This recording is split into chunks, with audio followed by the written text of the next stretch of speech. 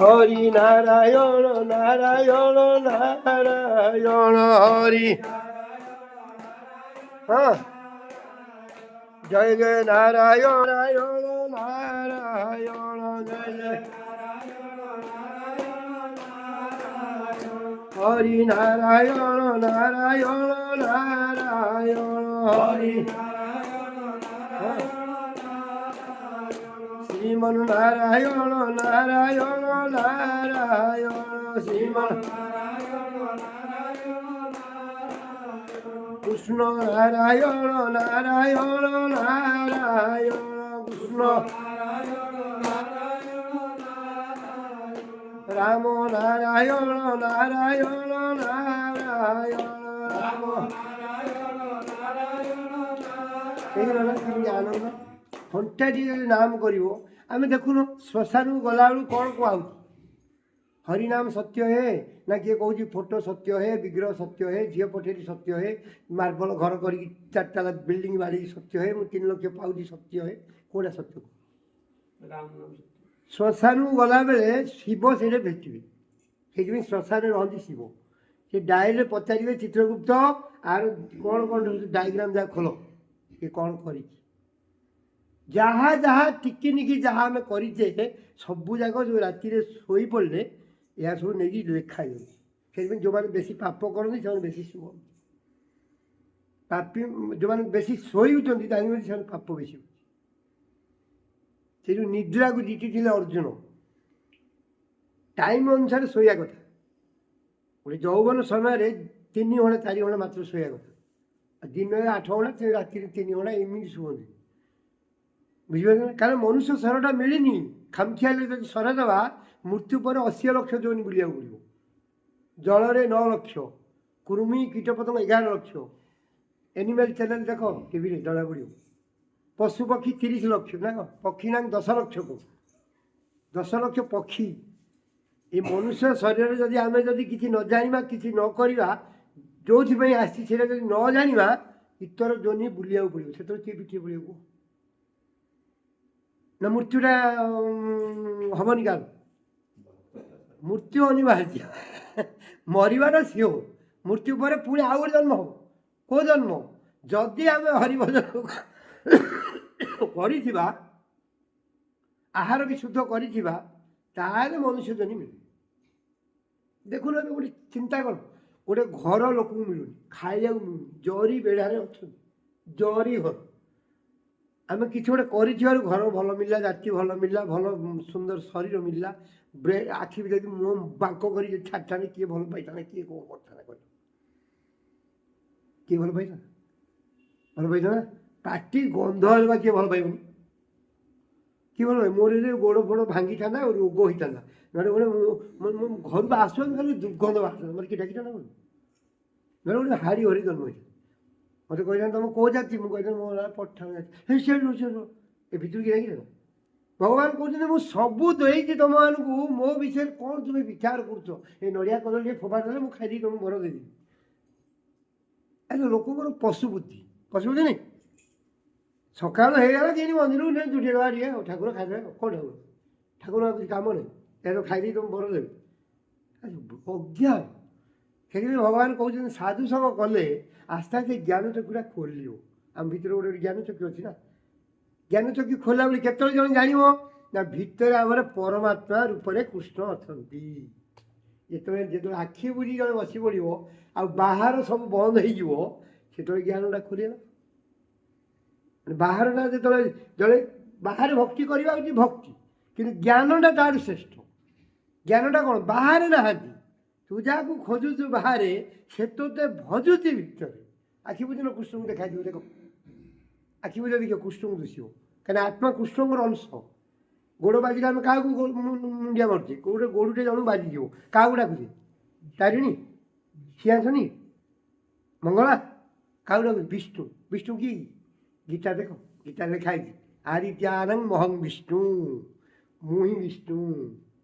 କାରଣ କଥାଇ ବିଷ୍ଣୁ, ଗର୍ଭୋଦକ ଥାଇ ବିଷ୍ଣୁ, କ୍ଷୀରୋଦକ ଥାଇ ବିଷ୍ଣୁ, ମୁଁ ହିଁ ବିଷ୍ଣୁ, ମୁଁ ହିଁ ଚନ୍ଦ୍ର, ମୁଁ ହିଁ ସୂର୍ଯ୍ୟ, ସବୁ କିଛି କୃଷ୍ଣ ହିଁ ସବୁ। ମୂଳରେ ଜଳ ଦେଲେ ଆଉ ପତ୍ରରେ ପାଣି ଛିଞ୍ଚିବା ଆବଶ୍ୟକ କି? ମୂଳରେ ଠିକ୍ ଅଛି, ଆଉ ପତ୍ରରେ କ'ଣ ଦେବ? ପତ୍ର ମାନେ ହେଲେ ଦେବାଦେବୀ, ମୂଳ ହେଉଛନ୍ତି ବିଷ୍ଣୁ। ଆମେ ସବୁ ବିଷ୍ଣୁଙ୍କର ଅଂଶ। କିନ୍ତୁ ବିଷ୍ଣୁ ଭଜନ କଳିଯୁଗରେ କାହିଁ କରୁନାହାନ୍ତି? ନା ସାଦା ଖାଇବା ଶିଖିନାହାନ୍ତି। କିନ୍ତୁ ବିଷ୍ଣୁ ଭଜନ କରିବେ। ତାମସିକ ବ୍ୟକ୍ତି କେବେ ବିଷ୍ଣୁଙ୍କ ଉପାସନା କରିବେନି। ତମେ ଯୋଉ କଲେକ୍ସନ କର, ଗୋଟେ ମଙ୍ଗଳା ମନ୍ଦିର କରାହବ ବୋଲି 10 ଲକ୍ଷ ବାହାରି ପଡ଼ିବ। କୃଷ୍ଣ ମନ୍ଦିରଟେ କରିବ ବୋଲି କେହି 1 ଟଙ୍କା ଦେବେ। କାହିଁକି ନା ଲୋକ ଚାହୁଁଛନ୍ତି ଆମେ ହାଡ଼ ଗୋଡ଼ ମୁଣ୍ଡ ଖାଇବୁ, ପଶୁ ଭଳିଆ ଖାଦ୍ୟ ଖାଇବୁ, ମଟନ୍ ଚିକେନ୍ ମଟନ୍ ଚୋବେଇବ, କାହିଁକି ସେ କୃଷ୍ଣ ଆରାଧନା କରିବ? କିନ୍ତୁ ମୃତ୍ୟୁ ପରେ ତାଙ୍କର ଭୟାନକ ଅବସ୍ଥା ହେଇଯିବ। 80 ଲକ୍ଷ ବୁଲିବେ, ସେଇଠି କେହି ପିଠିରେ ପଡ଼ିବେ। ଦେଖୁନ ଗୋଟେ ଘୁଷୁରୀ କୁକୁର ସେମାନଙ୍କର ବିଷ୍ଠା ଖାଇବା ଇଚ୍ଛା, କାହିଁକି ସେମାନେ ପଶୁ ଜନ୍ମ ଦିଆହେଇଛି? କ'ଣ ପାଇଁ ଦିଆହେଇଛି? କାହାର ଇଚ୍ଛା କହୁନ ପଶୁ ଜନ୍ମ ପାଇବ? କିଏ ଦୁଃଖ ପାଇବାକୁ ଚାହୁଁଛି କହୁନ? କିନ୍ତୁ କର୍ମ, ସେଥିପାଇଁ ମନୁଷ୍ୟର କର୍ମଟାକୁ ଜଣେ ସୁଧାରି ଦେବ, ବିଚାର କରିବ, ଠାକୁର ଖୋଜିବା ଆବଶ୍ୟକ ନାହିଁ। ଠାକୁର ଆମକୁ ପଛରେ କୋଳି। ଏକନାଥ ବୋଲି ଜଣେ ଥିଲେ, ପୁଣ୍ଡରୀକ ବୋଲି ଜଣେ ଥିଲେ, ବାପା ମାଙ୍କ ସେବା କରୁଥିଲେ, ବୁଝିଲ? ବାପା ମା କୁଷ୍ଠରୋଗୀ, ବାପା ତାର କୁଷ୍ଠରୋଗୀ। ଚିନ୍ତା କର, ସେ କୌଣସି ମନ୍ଦିର ଫନ୍ଦିର କେଉଁଠି ଯାଆନ୍ତି, ତା ସବୁ ପାଗଳ କୁକୁର କାମୁଡ଼ିଛି ବୋଲି ସେମାନେ ବିଚାର। ଥରେ ଏମିତି ଆସିକି ଜଣେ କବାଟ ବାଡ଼େଇଲା। କବାଟ ଯେମିତି ବାଡ଼େଇଲା, ପୁଣ୍ଡରୀକ ତ କୁଷ୍ଠରୋଗ, ବାପା ପୁଣ୍ଡରୀକ ସେବା କରୁଛନ୍ତି ବାପାଙ୍କର। ବାପା କହୁଛି, ଆରେ ଯାହାରେ କବାଟ କିଏ ବାଡ଼ଉଛି? ନା ନା ନା, ମୁଁ ଯାଇପାରିବିନି, ମୁଁ ସେବା କରୁଛି। ହଁ, ସେ ବୁଝିଛି କ'ଣ? ଆତ୍ମା ପାଖେ ପାଖେ ପରମାତ୍ମା। ଯଦି ଆତ୍ମାର ସେବାଟା ଠିକ୍ ହେବ, ବା ବାପା ତ ଯାହା ମୋତେ ଭବିଷ୍ୟତରେ କରିଛନ୍ତି, ମୁଁ ମଧ୍ୟ ତାଙ୍କର ସେବା ମନୋବୃତ୍ତିରେ କରିବି। ଏତେ କାହିଁକି ଯିବି କେଉଁଠି? ଭଗବାନ ବୋଲି ଭାବିକି ମୁଁ କରିବି। ଭଗବାନ ପରୀକ୍ଷା, କୃଷ୍ଣରୋଗ ହେଲେ ହଉ। ହଁ, କିନ୍ତୁ ସ୍ୱୟଂ କୃଷ୍ଣ ଆସିକିରି ପହଞ୍ଚିଛନ୍ତି କବାଟ। ସେ ବାଡ଼ଉଛନ୍ତି କବାଟ, କହୁଛନ୍ତି ପୁଣ୍ଡରୀକ ଖୋଲେ, ମୁଁ କୃଷ୍ଣ। ନା କୋଉ କୃଷ୍ଣ? ନା ନାଇଁ ନାଇଁ, ତମ ଗାଁର କୋଉ ନାମଧାରୀ କୃଷ୍ଣ ନାହିଁ, ମୁଁ ବ୍ରଜର କୃଷ୍ଣ ଆସିଛି, ବୃନ୍ଦାବନ କୃଷ୍ଣ। ଓହୋ, ତମେ କାହିଁ ଆସିଛ? ନା ମୁଁ ତତେ ଦେଖାହେବି ବୋଲି। କିଏ କାହାକୁ ଖୋଜୁଛି? ଭକ୍ତ ଖୋଜୁଛି ନା ଭଗବାନ ଖୋଜୁଛନ୍ତି ଭକ୍ତକୁ? ପୁଣି ପୁଣ୍ଡରୀକ କହୁଛନ୍ତି ଯେ ତୁମେ ଯାଅ ହରି, ମୋର ଆବଶ୍ୟକ ନାହିଁ, ମୋର ସେବା ଚାଲିଛି, ପଳ। ନା ନାଇଁ ନାଇଁ, ମୋର ଗୋଟେ ଆବଶ୍ୟକ, ତତେ ଦେଖିବି ଟିକେ। ନା ଯଦି ମୋତେ ଆବଶ୍ୟକ, ପୁଣ୍ଡରୀକ କହୁଛନ୍ତି, ଯଦି ମୋତେ ଆବଶ୍ୟକ ତାହେଲେ ଅପେକ୍ଷା କର। କୃଷ୍ଣ କହୁଛନ୍ତି ଚେୟାର ଫେୟାର ଗୋଟେ ଦେ, ବସିବି। ନା ନାଇଁ ନାଇଁ, ଇଟା ପଥର କରୁଥିବ, ସେଇଠି ବସିବି ଯାଅ।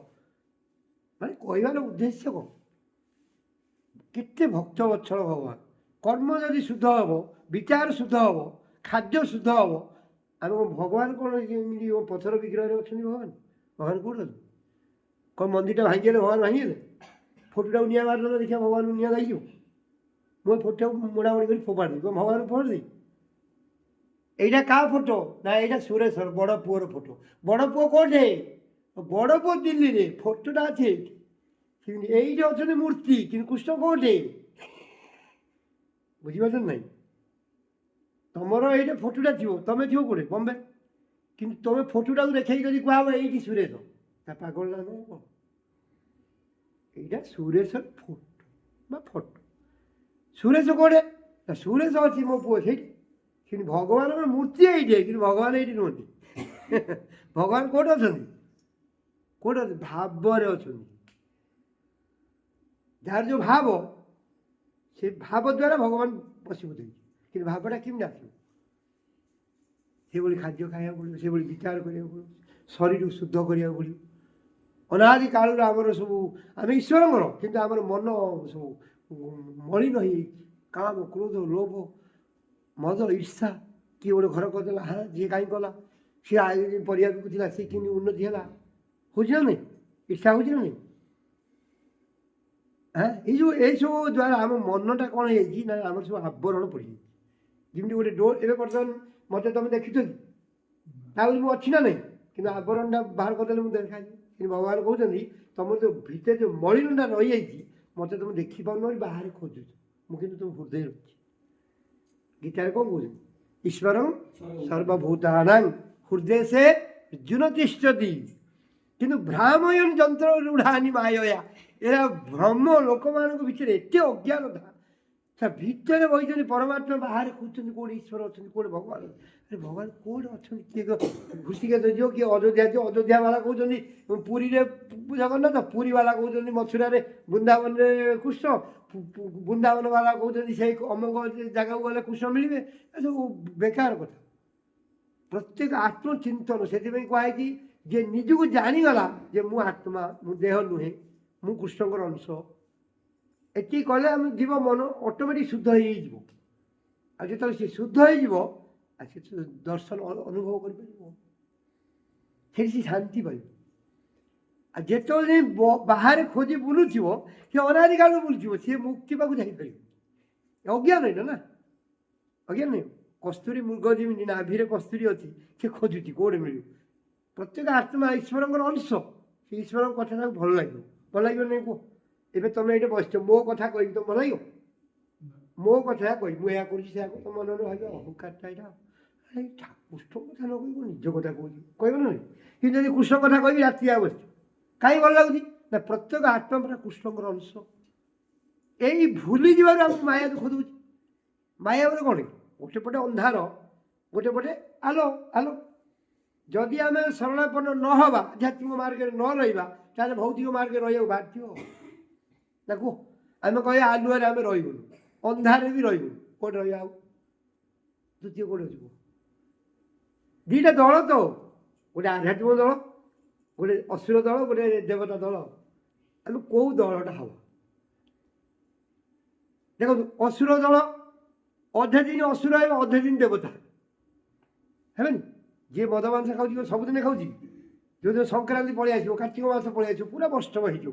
ଏ ବୋପା ମୁଁ ଏ ଆମର ସେ ଗଞ୍ଜାମ ପଟେ କହିବା କଥା ନୁହଁ, ବ୍ରହ୍ମପୁର ପଟେ ଦଣ୍ଡ ନାଚ ଅଛି। ଯେଉଁ 20 ଦିନ ଦଣ୍ଡ ନାଚ ହବ, ବିଶ୍ୱାସ କରିବୁନି, ପୁରା ଆଳୁ ଖାଇବେନି, କାଟିବେନି, ତାକୁ ଛେଚିକି ଖାଇବେ। ଯଦି ଖାଇଲା ଟାଇମ୍ରେ ଗୋଟେ ଚୁଟି ବାହାରି ପଡ଼ିଲା, ସେଇଟା ନଷ୍ଟ ହେବ। ଏତେ ନିଷ୍ଠା କୌଣସି ସାଧୁ ସନ୍ଥ କିଏ କରୁନଥିବ। କିନ୍ତୁ ଯେଉଁ ମେରୁ ପରେ, ଏ ଯେଉଁ 15 ଦିନ ଗଲା ପରେ ଜୀବ ହତ୍ୟା ହେବ। ଖାଲି ଜିଅନ୍ତା ଯାକୁ କାଟିବେ, କ'ଣ ଲାଭ? ଏ ଅସୁରମାନଙ୍କ ବିଚାର। 15 ଦିନ ଦେବତା ହେଇଯିବେ, ପୁରା ନିଷ୍ଠାରେ ରହିବେ, ଜୋତା ବି ପିନ୍ଧିବେନି। 15 ଦିନ ପରେ ପୁରା ନୃଶଂସ ହେଇଯିବେ। ଭଗବାନ କହୁଛନ୍ତି ଇଏ ତମର ଖାଲି ପଶୁ ହେବାଟା ସାର, କିଛି ଲାଭ ବି ନାହିଁ। ଲାଭ ଅଛି? କିନ୍ତୁ ଏଇ ଦଳ, ଆମ ଦଳଟା କ'ଣ? ଦେବତା ଦଳ, ବୃହସ୍ପତି ଦଳ ନା କ'ଣ? ନିରଞ୍ଜନ ବୃହସ୍ପତି ଗୁରୁ, କିଏ? ଶୁକ୍ରାଚାର୍ଯ୍ୟ ଗୁରୁ। ଦୁଇଟା ମାର୍ଗ ତ। ଆଉ ଆମେ କ'ଣ ହେବା ପ୍ରଥମେ ନିର୍ଣ୍ଣୟ କରିବାକୁ ପଡ଼ିବ ଯେ ମୁଁ କେଉଁ ଦଳରେ ମିଶିବି। ଯଦି ମୁଁ ଦେବତା ଦଳରେ ମିଶିବି, ତାହେଲେ ବୃହସ୍ପତି ଭଳିଆ ଗୁରୁ ଗୋଟେ ଖୋଜିବି। ବୃହସ୍ପତି ଦଳ କେଉଁଟା? ଯେଉଁମାନେ କି ତ୍ୟାଗ ମାର୍ଗ ବୁଝଉଥିବେ, ଆହାର ଶୁଦ୍ଧ କଥା ବୁଝଉଥିବେ। ଆଉ ଗୋଟେ ଗୋଟେ ଦଳ ଅଛନ୍ତି ଶୁକ୍ରାଚାର୍ଯ୍ୟ ଦଳ, ଗୋଟେ ଗୋଟେ ବାବାଜୀ ପଳେଇ ଆସିବେ, କହେ ମାଛ ଖାଅ ଚଳିବ, ଆମିଷ ଖାଅ ଚଳିବ, ଶୁକ୍ରାଚାର୍ଯ୍ୟ ଦଳ ପରା। ଗୋଟେ ଗୋଟେ ଦଳ ଅଛନ୍ତି ବାବାଜୀ ମାନେ ଆସିବେ, କହିବେ ବୁଧବାର ଆମିଷ ଖାଇବାକୁ କ'ଣ ଅଛି, ଖାଅ। ତମେ କହିବ ବଢ଼ିଆ। ଆଉ ଭଗବାନ କହୁଛନ୍ତି ନାଇଁ, ତୋର ଯେମିତି ବିଚାର ସେଇଭଳିଆ ଗୁରୁ ମୁଁ ପଠେଇବି। ଭାଗବତରେ ଲେଖା ହେଇଛି ନା, କୁକର୍ମେ ଅସାଧୁ ମିଳଇ, ସୁକର୍ମେ ସାଧୁ ସଙ୍ଗ ପାଇ। ତୁମର ଯେଉଁଭଳି ବିଚାର, ଯେଉଁଭଳି କର୍ମ, ଯେଉଁ ଭଳିଆ ବିଚାର ଅଛି, ସେଇଭଳିଆ ଗୋଟେ ଗୁରୁକୁ ପଠେଇବି। ବା, ତା ଭିତରେ ଚାଲିଲା ଗୋଟେ ଲୋକ ନାହାନ୍ତି, ଏମିତି ଅନେକ ଲୋକ ନାହାନ୍ତି। ଗୋଟେ ଗୋଟେ ଗୁରୁ ଆସିବେ, ଶିଷ୍ୟମାନଙ୍କ ପାଖରେ ପହଞ୍ଚି ମାଛ ମାଛ ମଦ କୁକୁଡ଼ା ସବୁ ଚାଲିବ। କ'ଣ ଆମର ସେ ଅଘରୀ ବାବା, ସେ ଅମୁକ, ସେ ନାଗା ଫବା କହି ଶିଷ୍ୟକୁ ପତନ, ଗୁରୁ ବି ପତନ। କେହି ଉଦ୍ଧାରିବେ? କିଏ ଉଦ୍ଧାର? ଦେବତା ନହେଲେ ଦେବଲୋକକୁ, ସ୍ୱର୍ଗକୁ ନ ଗଲେ କେମିତି ଯିବ? ଗୋଲକ ଧାମ ବୈକୁଣ୍ଠ କେମିତି ଯିବ? 7ଟା ଉପରେ ଅଛି ସ୍ୱର୍ଗ, ଜନ, ମହ, ତପ, ଏମିତି 7 ପୁର ହେଲେ ଲାଷ୍ଟକୁ ଯାଇ ବ୍ରହ୍ମଲୋକ, ତାପରେ ଯାଇ ଗୋଲକ ଧାମ। ସେଇଟା ଆମ ନିତ୍ୟସ୍ଥଳୀ, ଆମେ ସେଇ ଜାଗାରୁ ଆସିଛେ। ଆଉ ତଳେ 7 ରସାତଳ, ପାତାଳ, ସୁତଳ, ବିତଳ, ମହାତଳ। ଆମେ ବର୍ତ୍ତମାନ ମଝିରେ ଅଛେ, ତଟସ୍ଥା ଶକ୍ତି। ଆମେ କେଉଁଠିକି ଯିବା? ଆମ ହାତରେ ଚାବି। ଆମେ ପଶୁ ହେବା କି ଦେବତା ହେବା କି ମହାପୁରୁଷ ହେବା, ସେଇଟା ଆମ ନିଜ ହାତରେ, ଭଗବାନ ହାତରେ ନାହିଁ। ଭଗବାନ କହୁଛି ମୁଁ କ'ଣ କରିବି? ବୁଝିପାରୁଛ ନାହିଁ? ତମେ ଏବେ କହିବ ବାପା ମୁଁ ଗୋଟେ ଧନ୍ଦା କରିବି, ଗୋଟେ 5 ଲକ୍ଷ ଦିଅ, ବାପା ଦେଲେ। ପୁଅ ଆଇଡ଼ିଆ କରିକି କରିବ ନା ବାପାକୁ ପୁଣି କହିବ ବାପା ଆଉ ଦୋକାନଟା କିଣି ଖୋଲା ହେବ, ଚାଲୁନ। ନା କ'ଣ ତତେ ମୁଁ 5 ଲକ୍ଷ ଦେଲି, ତୁ ଦୋକାନ ଖୋଲିବୁ ନା? ମୁଁ ଦୋକାନ ଖୋଲିବି, ମୁଁ ଡ୍ରୟର ଖୋଲିବି, ମୁଁ ତ ସବୁ କରିବି, ଆଉ ତତେ କାହିଁ ଦେବି? ନା କ'ଣ ପାଗଳ କଥା ବୁଝିପାରୁଛନ୍ତି? ଭଗବାନ କହୁଛନ୍ତି ମୁଁ ବିବେକ ଦେଲି, ବୁଦ୍ଧି ଦେଲି, ବିଚାର ଦେଲି, ତମେ କ'ଣ କରୁଛ ମୁଁ ଦେଖୁଛି। ସାକ୍ଷୀ ରୂପରେ ପ୍ରତ୍ୟେକ ଆତ୍ମା ପାଖେ ପାଖେ ପରମାତ୍ମା ରୂପରେ ରହିକି ସବୁ ଦେଖୁଛନ୍ତି। ଏବେ ତମମାନଙ୍କର ଭାବ କ'ଣ କ'ଣ ଭିତରେ ଭାବୁଛ କ'ଣ ମୁଁ ବୁଝିବି କି? ନା ମୁଁ କ'ଣ ଭାବୁଛି ତମେ ଜାଣିପାରିବ? କିନ୍ତୁ ପରମାତ୍ମା ରୂପରେ କୃଷ୍ଣ ରହିକି ସବୁ ଅନୁଭବ କରୁଛନ୍ତି ଇଏ କ'ଣ ଚାହୁଁଛି। ତାକୁ ଧରିକି ତମେ ଯଦି ଚାହୁଁଥିବ ନା ନା ମନେ ମନେ ଭାବୁଥିବ ଇଏ ଗୋଟେ ପାଠ ପଢ଼େଇଲା ଆମେ ପିଲାକୁ କାଲି ଛାଡ଼ିବୁ ଆମିଷ ଇଏ ବାବା ଯାଇଛି ବୋଧେ ବୁଝିବାକୁ ଆଉ ମନେ ମନେ ଭାବୁଥିବ। କାଲିକି ଠିକ୍ ସେଭଳିଆ ଗୋଟେ ଗୁରୁ ସାଧୁ ରୂପରେ ଜଣେ ପଳେଇ ଆସିବ। ସେ କୃଷ୍ଣ ହିଁ କରିବେ। ଝିଅ କ'ଣ କରୁଛୁ? ଦେହ ଖରାପ ଭଳିଆ ଦୁଶୁଛି ନା ଆଉ ବାବା ଆମିଷ ଖାଇବା ପାପ ଜଣେ ବାବା ଏଇ କହୁଥିଲେ। କିଏ କହୁଛି ଝିଅ ବାବା? ତମେ ଯେମିତି ଭାବୁଛ ସେଇଭଳିଆ ଗୋଟେ ଗୁରୁ ପାଇବ ପରା। ସିଏ ତାକୁ ପାଠ ପଢ଼େଇବ। କେଉଁ ବାବାଜୀ କହିଲା ଖାଇବ ଖା ପିଲା ଲୋକ ମତ୍ସ୍ୟ ଯିବ ମତ୍ସ୍ୟ ସଂସାରରେ ଅମକ ସେ ଏମିତି ଗୋଟେ କୋର୍ସ କରିବ। ତମେ କହିବ ଇଏ ବାବା ଠିକ୍ ଇଏ ବାବା ଗୋଟେ ଆଇଥିଲା ଆମକୁ ଗୋଟେ ପାଠ ପଢ଼େଇଛି ଆଉ। ସେଥିପାଇଁ ଭଗବାନ କହୁଛନ୍ତି ଯେ ମୋର କିଛି ଦାୟୀ ନୁହଁ।